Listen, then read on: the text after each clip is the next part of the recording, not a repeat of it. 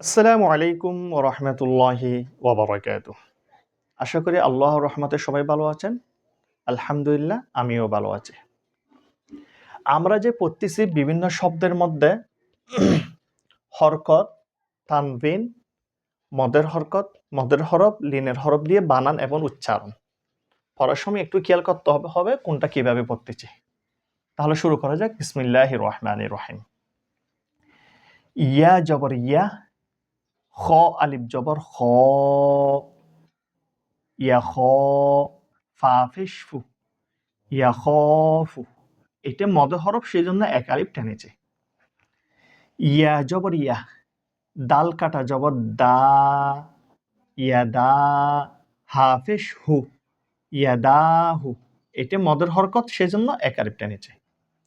ইয়া পেশ ইউ, কফ আলিফ জবর ক, ইউ ক, লাম পেশ লু, ইউ কলু। এটাও মদের হরফ, এক আলিফ টানতে হবে। তা পেশ তু, র কাটা জবর র, তু র, বা আলিফ দুই জবর বান, তু র বান। এটা মদর হরকত, এক আলিফ টানতে হবে। হাজের হি, সিন আলিফ জবর সা, হিসা, বা আলিফ দুই জবর বান, হিসা বান। এটা মদর হরফ, এক আলিফ টানতে হবে। সিন ফিস সু, বা আলিফ জবর বা, সুবা, তা আলিফ দুই জবর তান, সুবাতান। এটা মদর হরফ, এক আলিফ টানতে হবে।